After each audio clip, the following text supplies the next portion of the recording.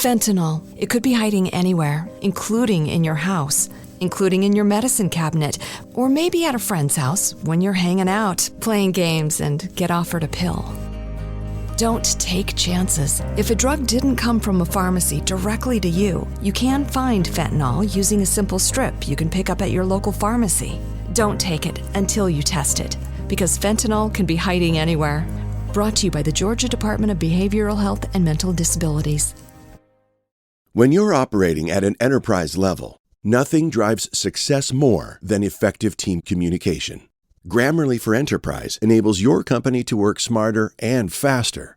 Other AI tools can't quantify impact. With Grammarly, you get measurable results and actionable insights, like tracking key metrics that include brand compliance and readability from their effective communication score.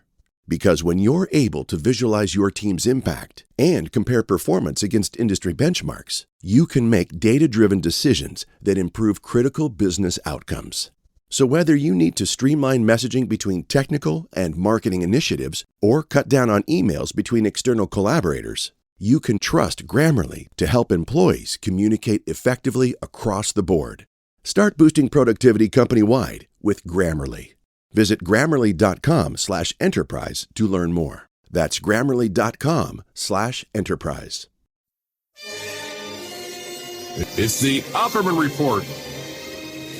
And now, here is investigator Ed Opperman. Okay, welcome to the Opperman Report. I'm your host, private investigator Ed Opperman. You can find me at Opperman Investigations and Digital Forensic Consulting, either through my website, emailrevealer.com, which we're doing some work on, or you can just email me directly at oppermaninvestigations@gmail.com. Super excited about our guest today, retired Detective Gil Carrillo. He is practically the star. I think this guy's like the star of the Netflix documentary series about the Night Stalker, because he was the actual detective who hunted down the Night Stalker and pretty much rescued California from this monster.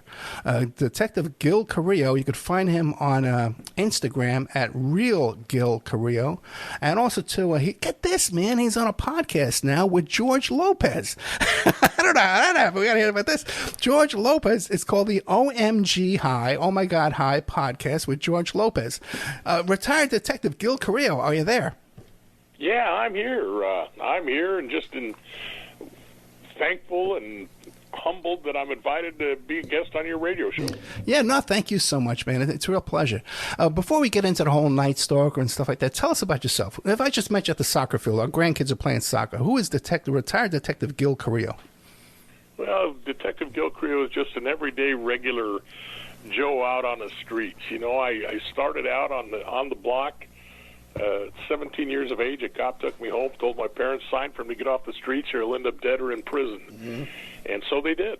I went into the Army at age 17. I had my 18th birthday on November 29th of the year I went in, and 2 months later I was in a place called Vietnam, right in the middle of combat. And after spending so much time in combat, almost 1,200 hours in the air, I had a new appreciation on life. I had matured. And when I came out of the Army, all I wanted to do was go to college to get an education. At that time, I thought only rich white people went to college, and I wanted to go, so I made it. And only because I had been through Vietnam, the junior college that I tried to get into allowed me to get in. And I knew I was mature because I looked at my transcripts and I was embarrassed. I obviously thought D stood for damn good. And I wanted to become a cop because it was a cop that saved my life. And I wanted to have the ability to give back what that cop gave to me. That was Alfonso Arias. He was a deputy sheriff in the county of Los Angeles where I grew up, in the city of Pico Rivera. And he gave me that lease on life, and I became a deputy and served for 38 years with Los Angeles County Sheriff's Department. And out of the 38 years, 26 of those years were working murders. And I retired as a lieutenant, having 14 homicide investigators work for me on my team my last 5 years of the department. So it was a great run. Since that time, I retired. I did a little teaching at the college level, interim chief of police for a short time while they found another chief of police for a small city, the city of San Fernando, here in Los Angeles County. And then I went into full-time retirement and just was enjoying life, and got approached by a writer, and they wanted to talk to me about doing some writing, and they just said, if you look at television and film industry today, you don't see too many Hispanic heroes. All you see are gangsters, robbers, killers, muggers, dope dealers, dope fiends, generally speaking, just bad guys. Mm-hmm. And so we think we've got a story here, and we think that you are a nice representation for the Hispanic community, and you're a hero. So they wanted to do this project, and I went along with it, and that turned out to be the documentary put out by Netflix, a 4-part documentary titled Night Stalker, Hunt for a Serial Killer. And since that time, retirement is still there, but I'm really been busy. I have this, the night that it dropped on television, I got a phone call that day from the director, and he just said, it's going to drop tonight. Enjoy the ride. And I had no idea what he was speaking about, because I really don't follow that, that stuff too much. And since then, my whole world has turned around, and it's even affected my wife. She's now recognized on the street locally here because she was a part of it and receiving accolades for her support and what she did. And I've been speaking all over the place and getting invitations to talk on podcasts and do what I'm doing with you, to talk on the radio. So other than that, I'm just a regular guy, 3 kids, 4 grandkids, enjoy my family. And the thing that I'm doing now, it's good because I get to do it at my pace when I'm ready. If I want to accept it, I do. If I don't, I just kick it here with the family. It's so true, right? You get to make your own schedule. Now, before we get into the whole Night Stalker story, were there any other cases in your career as a cop, that you're really especially proud of, that you want the audience to know about? No, all these cases, the realities are, I'm proud of the patrol work I did. I helped start the first plainclothes gang unit at the patrol station I was working at, and that was back in the 70s. In the 70s, East L.A., unincorporated East L.A., was a gang capital of the U.S. I mean, it was violent, it was vicious, and I got my start there, went to homicide, started working gang murders for the first 3 years. Then they pulled me just to work regular murders. And all the murders are the same. There aren't too many that are different. Some are high profile, some are not. But they all have the same meaning and attachment to each individual investigator, because nobody has the right to take someone else's life, and everybody's life is equal in our eyes. So there isn't one, some are more difficult to work, some you put more time in because you think you got it, and then you fall off a cliff. It was the wrong guy. Mm-hmm. That lead led you to nowhere, so you're back to square one again. But they're all just intertwined, and you remember all the good stuff, and you forget about all the bad stuff.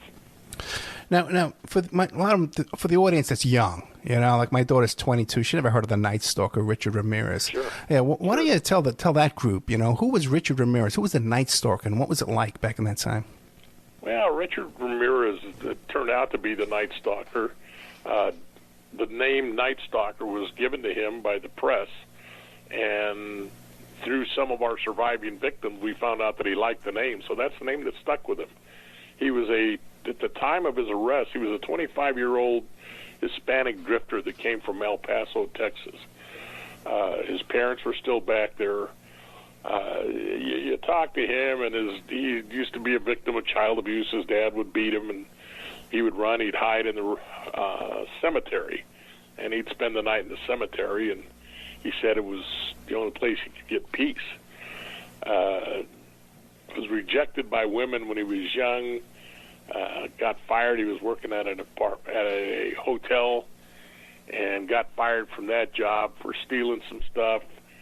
And then he ended up in L.A., got involved in drugs and cocaine, made him insane, and he found out that he could, and he had hung out in El Paso with a cousin, who allegedly killed his wife in front of him, and he used to tell him about and show him pictures from Vietnam, because his cousin had served in Vietnam, of people that he allegedly had killed in Vietnam, and a lot of war pictures. So Richard was allegedly a witness to the murder of his cousin's wife, and then he came out here, got mixed up in drugs, became a good burglar, and started killing people. And he was a sexual deviant that not only did he kill adults, I mean, he was killing males, he'd kill females. He also was kidnapping some children. And he would kidnap kids and take them and sexually abuse them and then release them. In L.A. County, he didn't kill any of the kids because the kids all acquiesced to his commands. Up in San Francisco, they did have a murder of a victim that was, I want to say she was 10 years old, and that one was not discovered until 2010. My series, or the Night Stalker series, started with me on March 17th of 1985. 2010, right after I had retired, I got a call from San Francisco PD. They had just made Richard on DNA on the murder of a 10-year-old little girl. And back in 85, we didn't have DNA available. It wasn't heard of back then. Mm-hmm. So they had just made him on the DNA, and he had been already made on a case and filed on up in San Francisco for an adult that occurred back in 85, and that was Mr. Peter Pan. And so he had been filed on that one, but they agreed to a continuance ultimately on their case up in San Francisco, since we had convicted him down here and he was sentenced to death on our cases down here, which was 13 murders and a bunch of other rapes and robberies and various felonies. They decided, okay, if it's overturned, then they'll proceed up there with theirs. Theirs was filed.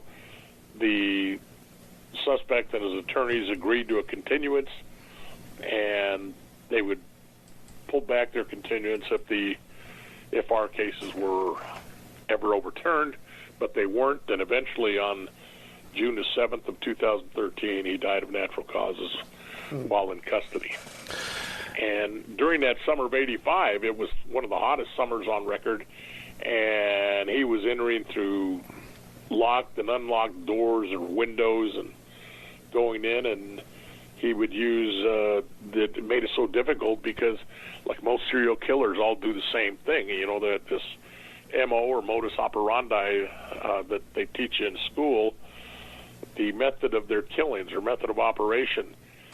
He did everything differently. Most serial killers do the same thing, use same weapons, same times, and he used either firearms, he used handgun, he used knives, he used blunt force trauma, manual strangulation, ligature strangulation. He stomped somebody with his shod foot. Some were sexually violated, they were raped, some were not. Yeah, one child had her eyes cut out. No, that was an adult. It was an adult. That was Maxine Zazara, March 29th. She had her eyes cut out.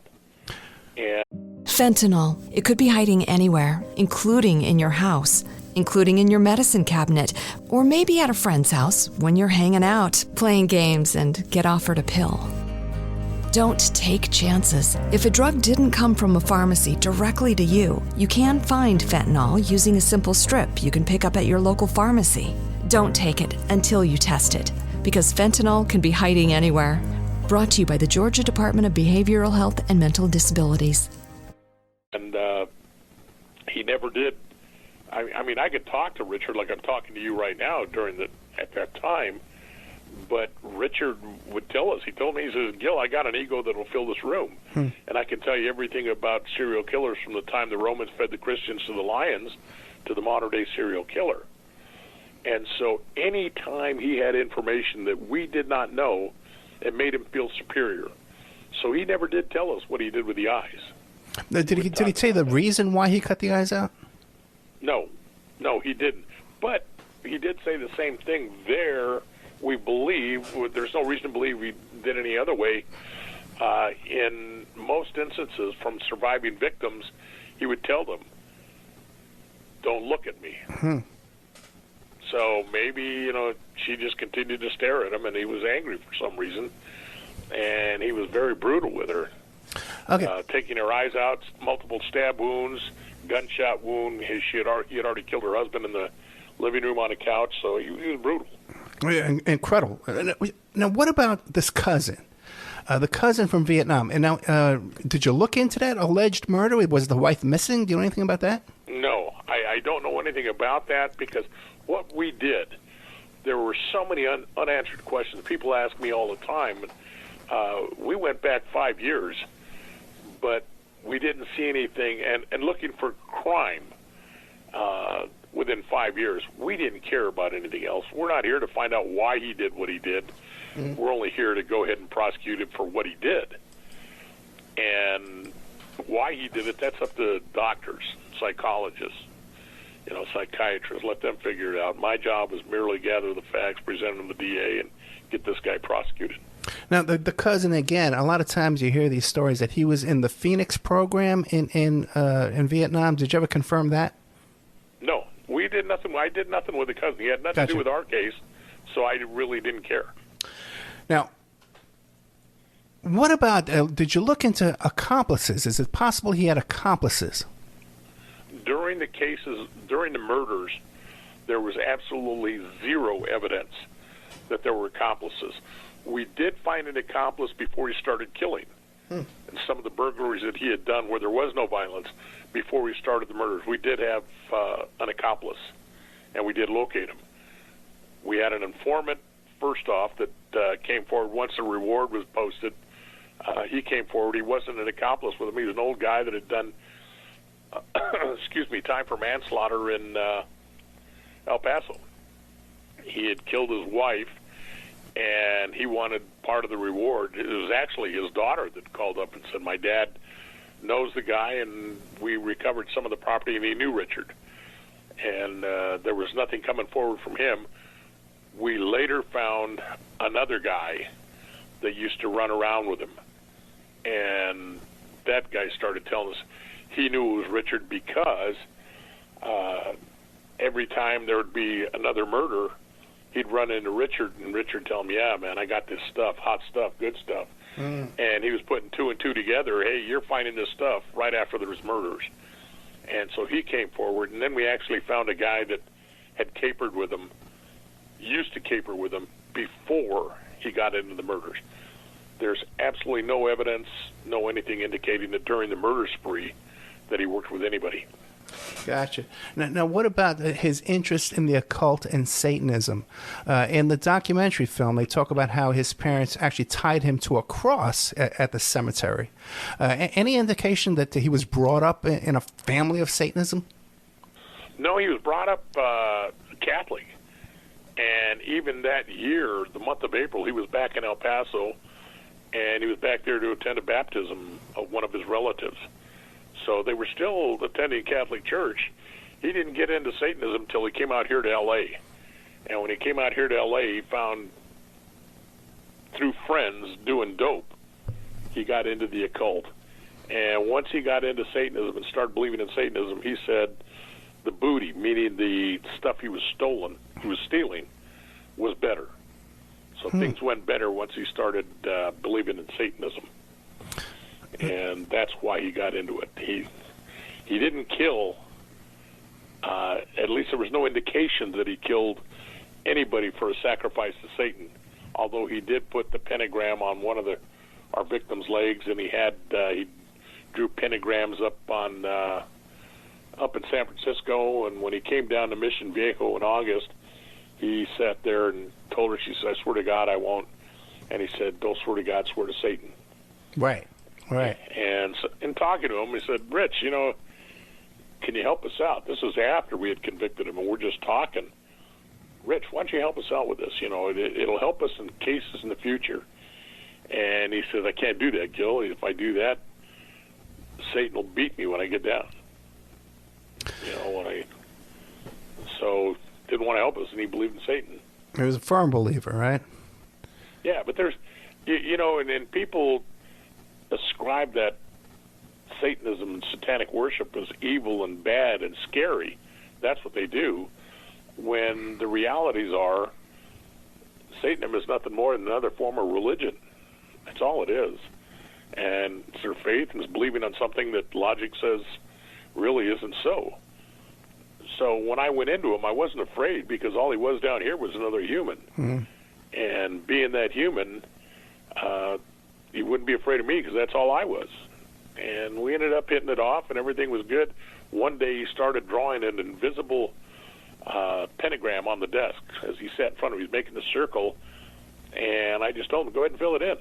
He said, fill what in? I said, the pentagram. That stuff doesn't bother me. I said, I'm beyond that. I've got the good guy on my side. And he got his hand, and he erased or just rubbed it back and forth as if he was erasing something that he hadn't finished putting in. He says, you know about this? A little bit, but it doesn't bother me, Rich.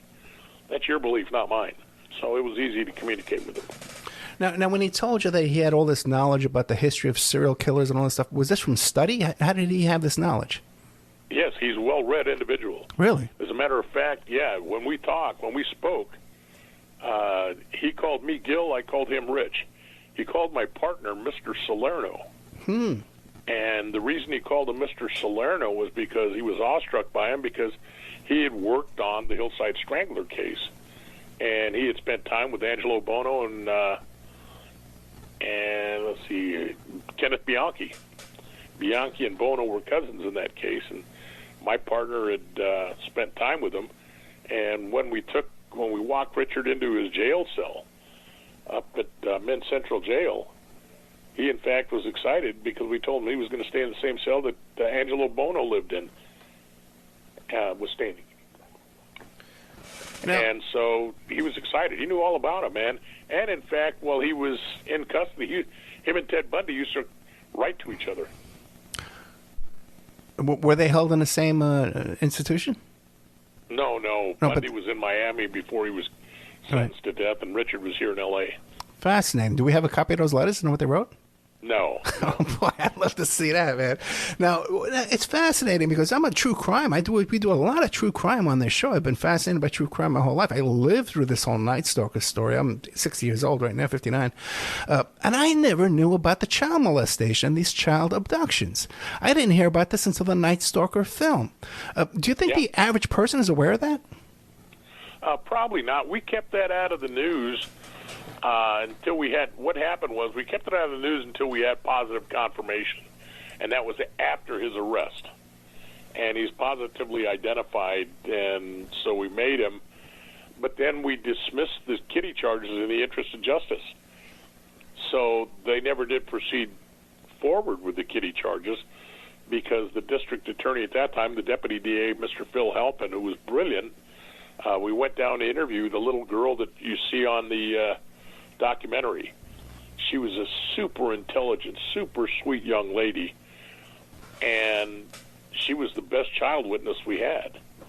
And when we went down to interview her, she brought tears to my eyes. I mean, when Deputy DA said, you remember that day we went in and we in a big theater and people were up on stage, and she just right away said, yes, I remember that night, and I remember picking number 2. And now we're concerned that somebody has been feeding her information, and we said, well, why? Mr. Halpin asked her, well, why do you say number 2 right away? And she says, because I knew it was him the moment he came out. But I knew how absolutely positive I had to be. That's why I went up and took a second look at him.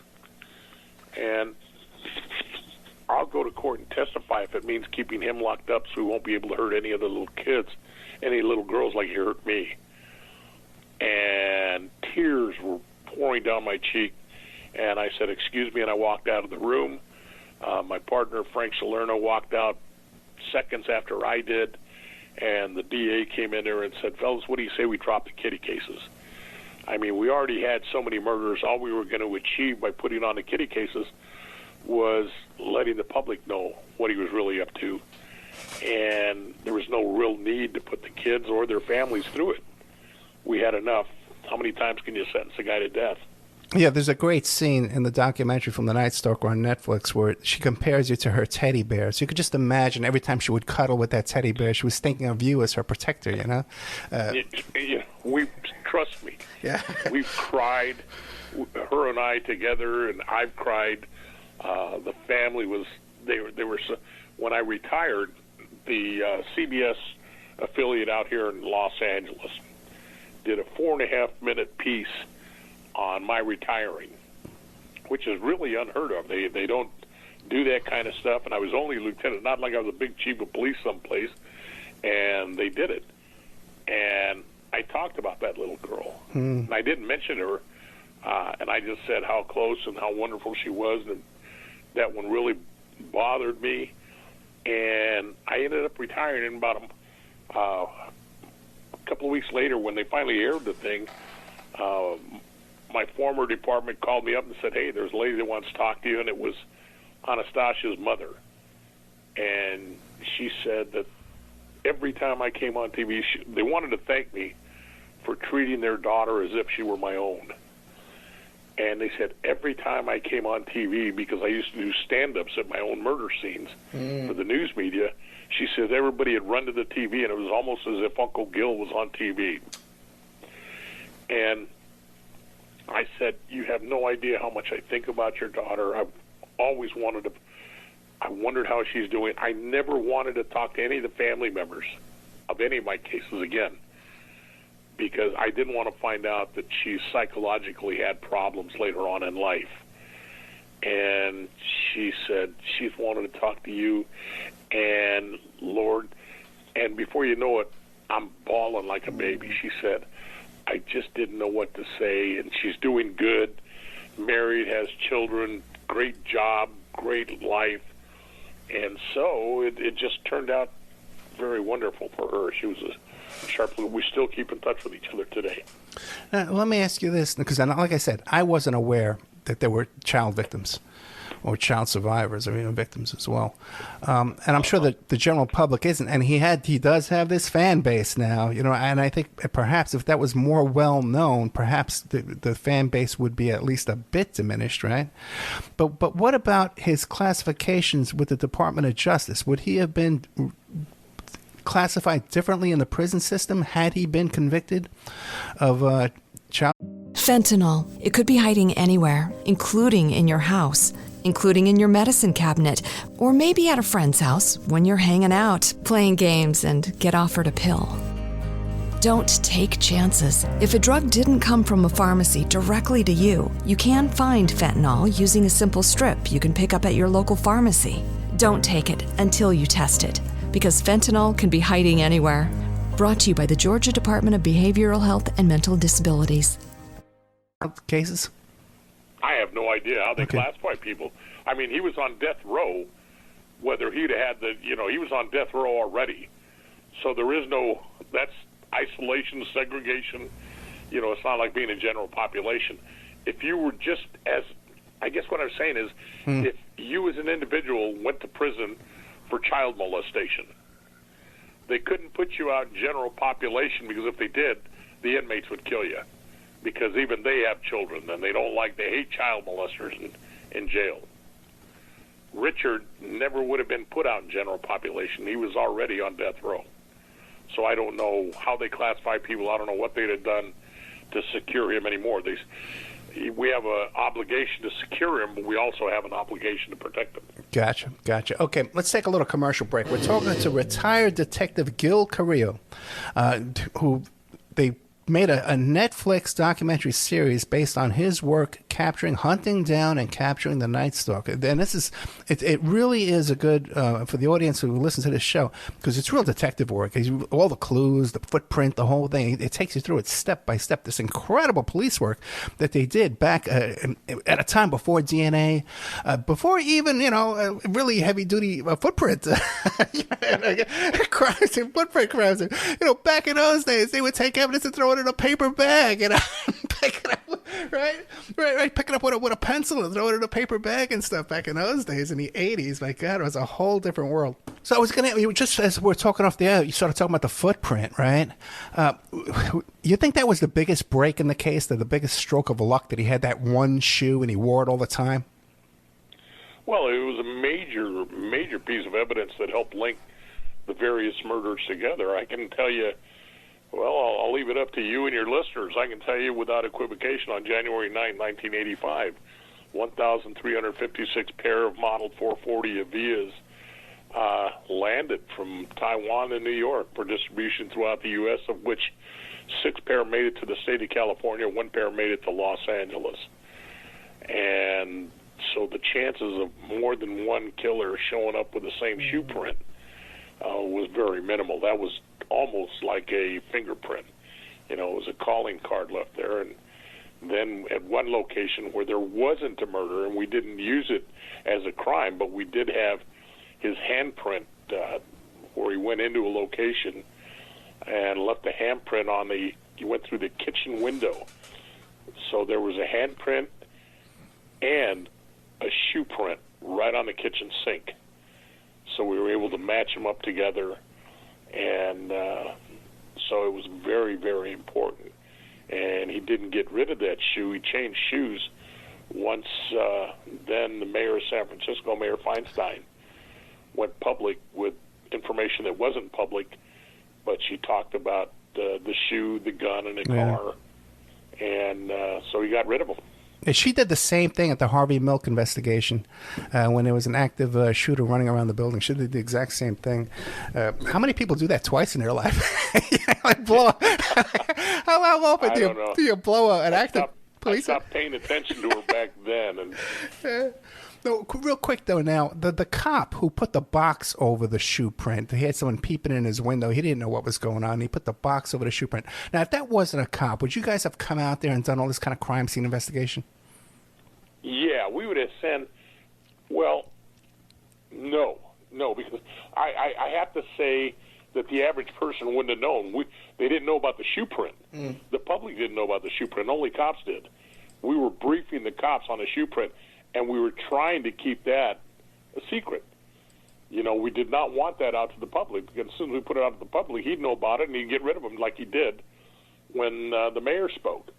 So, no, had it been anybody else, it wouldn't have. But it was a cop's house, and she called the cops, and it actually, this is really funny because it was a cop's house. That was Deputy Rodriguez's house. But at that time, he wasn't out on patrol or anything. He was still working the jail. And somebody tried to break into his house, tried to get into the window, and the wife told him, call the cops. And he said, hey, I am a cop. She said, no, you're not. You're still in the jail. And so they called the local substation, which was Pico's substation at that time. Pico responded out there. The deputy that arrived saw the footprint. He's the guy that put the box over it. So once he put the box over it, the footprint was there, then we responded. And so then we knew we had something. Now, what about some of the biggest gaffes, the biggest problems? The LAPD really dropped the ball a couple of times with that stolen car that they didn't print for months. Yeah, I'd really like to. We're all in the same business, and I tell people, if baseball, if the third baseman makes an error on the play and they lose the game because of that error, they don't blame the whole team. They blame that guy for making the error.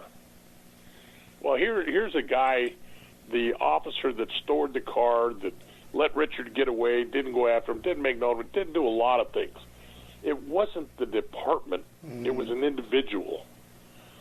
And thank God it was one of their individuals and not one of our individuals. I mean, everybody has somebody that's lazy or just drops the ball. So we can't blame the entire department for it, and I don't. We had a great relationship working with them then, and it was an individual. Okay. The other mistake was the robbery alarm. Yeah. And that was the only thing you can blame it on is a malfunctioning alarm. It was a malfunction. It wasn't the department to blame. It was the malfunctioning alarm. And if you want to blame somebody, it was one of our executives that told us, because we had two guys sitting in there. We're paying them 7 days a week, 12 hours a day. They were making money. They were happy, waiting for Richard to come back into the dental office. And he said, pull them out. It's actually in LAPD's area anyway. I haven't put an alarm in there, and it's a waste of time. He's probably not going to go back there. That was an executive decision. And so we pulled him out, and the day after we pulled him out, that's when Richard went back. And I got a phone call from the dentist later that night, said, hey, where were you guys? I came in the alarm. Nobody ever came. And so our executive said, okay, put him back in there. You know, like, he's already been there and gone. Now put him back in there. It was a waste.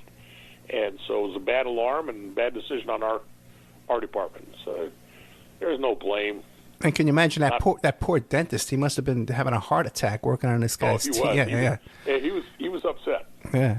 Well, no, but he must have been a nervous wreck, though. Just think, you work on some guy, the guy's just got blood on his hands right in front of you there. Now, was there an investigation, though, into how that thing malfunctioned? No, it was LAPD's alarm box. That was theirs. And then what about the car? The fingerprint with the car, like today, that would be a huge lawsuit because people did die. After that, you know what I mean? That's a huge lawsuit. Was there any? Was. Yeah. Oh, there was a lawsuit over that?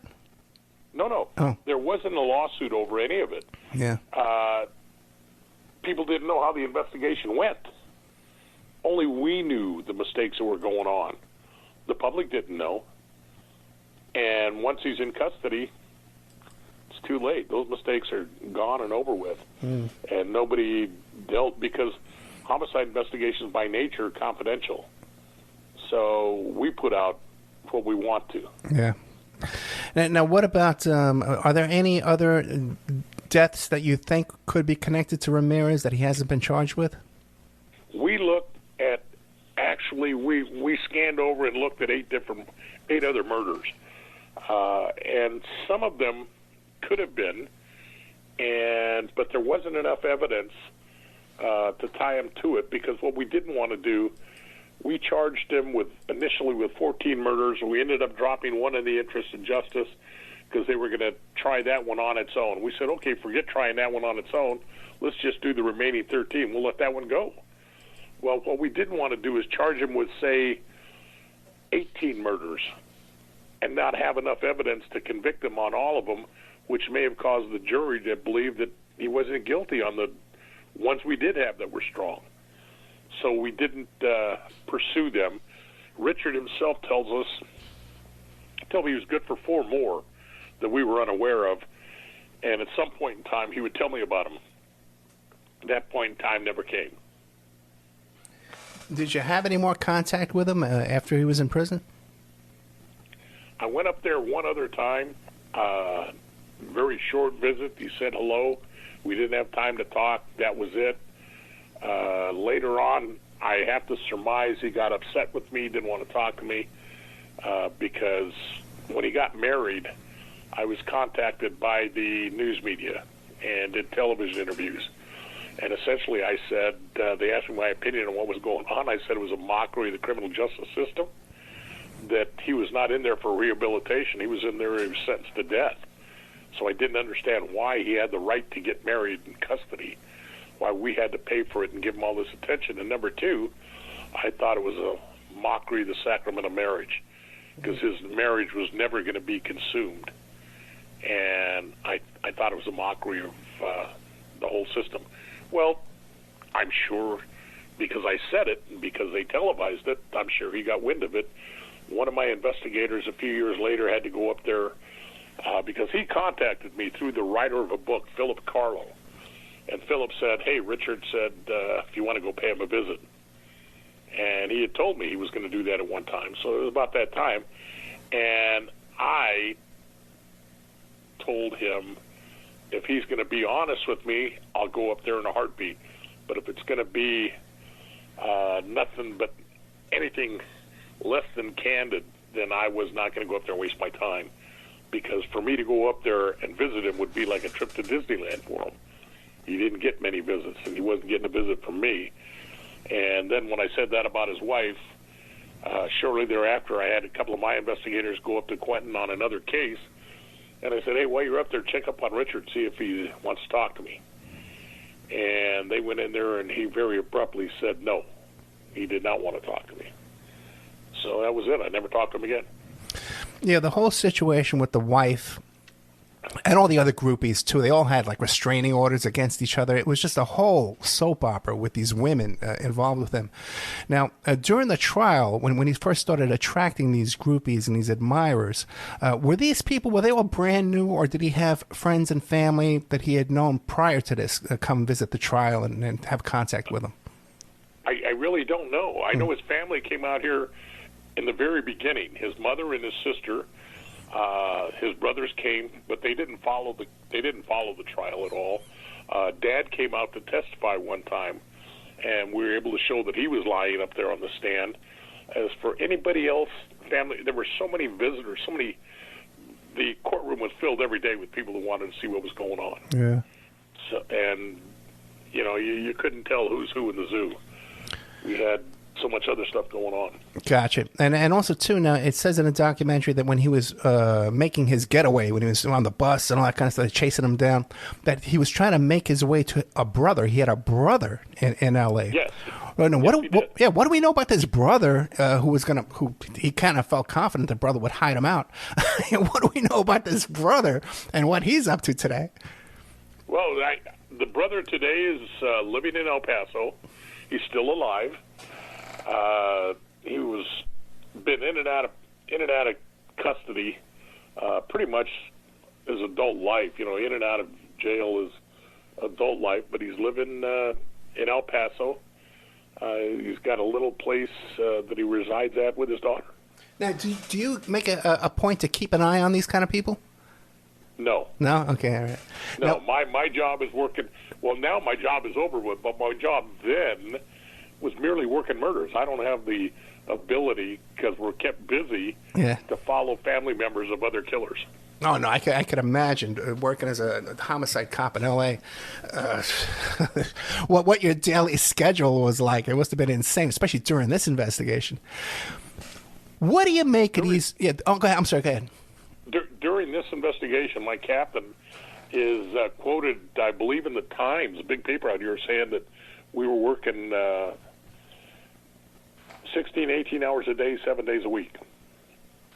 Fentanyl. It could be hiding anywhere, including in your house, including in your medicine cabinet, or maybe at a friend's house when you're hanging out, playing games, and get offered a pill. Don't take chances. If a drug didn't come from a pharmacy directly to you, you can find fentanyl using a simple strip you can pick up at your local pharmacy. Don't take it until you test it, because fentanyl can be hiding anywhere. Brought to you by the Georgia Department of Behavioral Health and Mental Disabilities.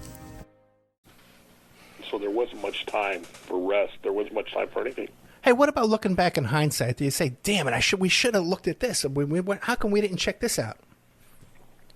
No, not at all.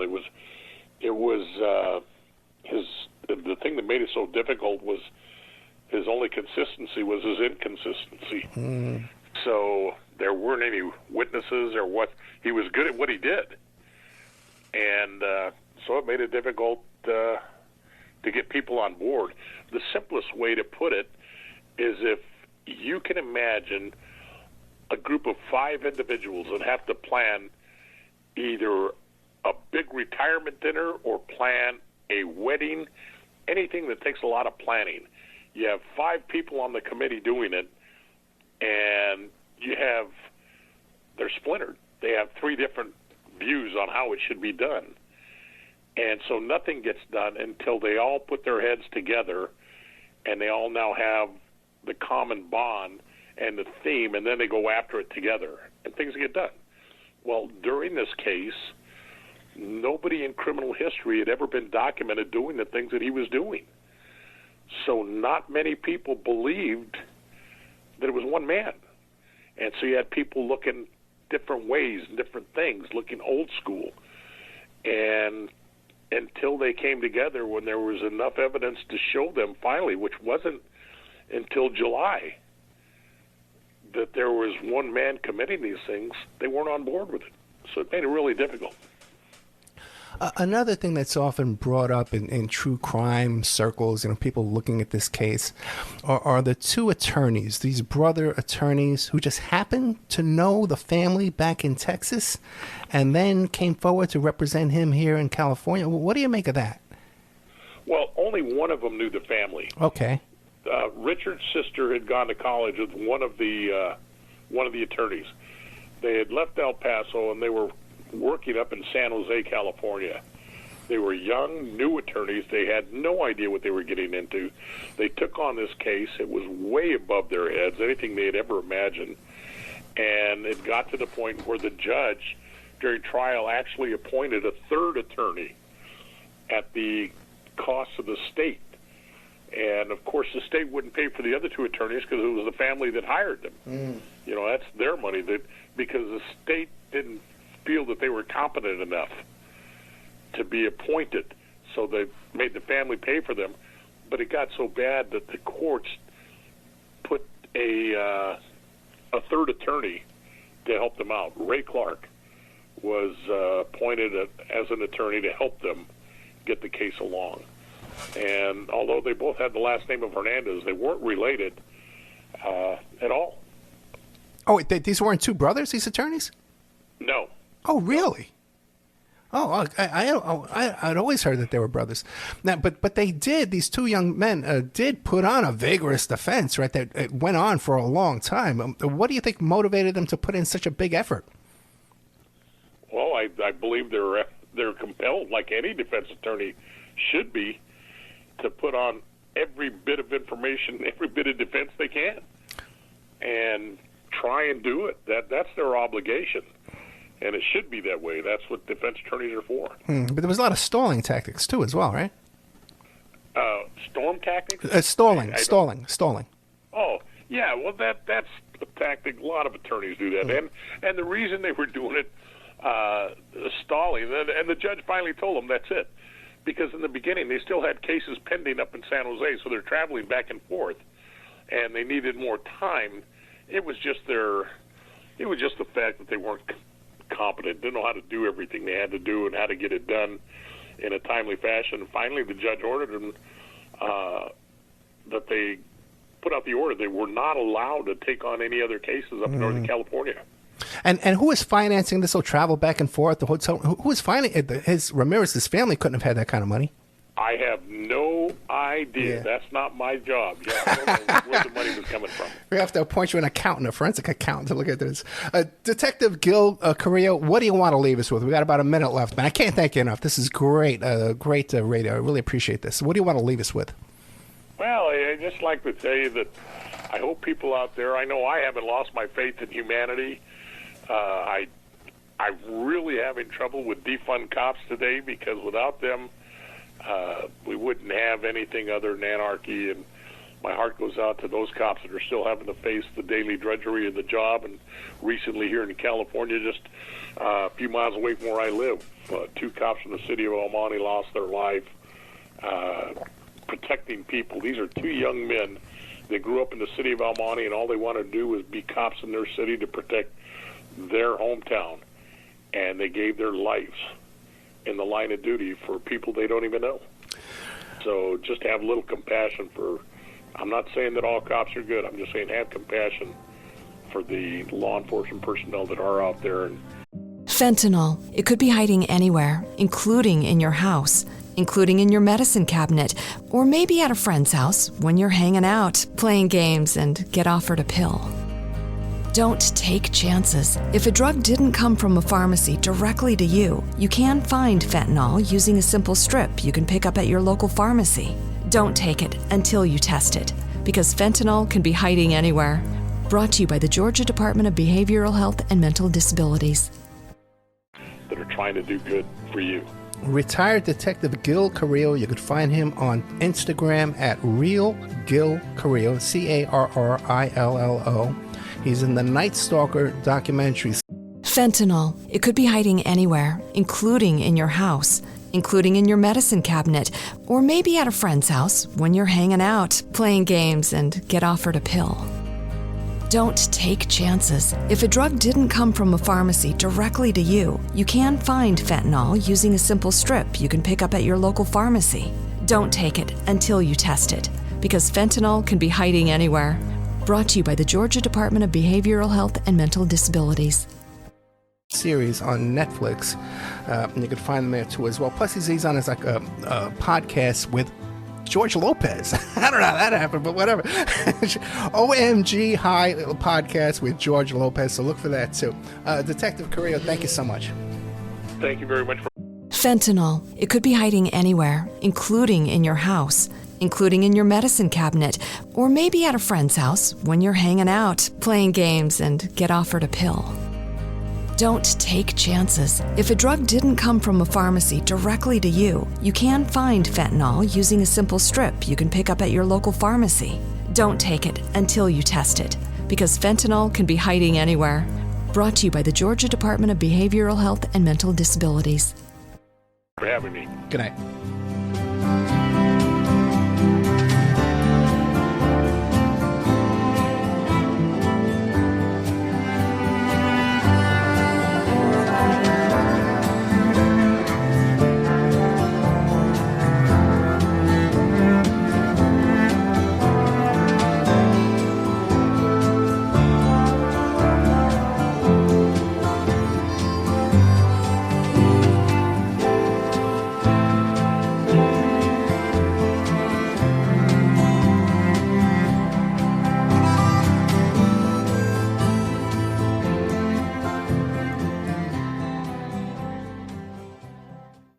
Fentanyl. It could be hiding anywhere, including in your house, including in your medicine cabinet, or maybe at a friend's house when you're hanging out, playing games, and get offered a pill.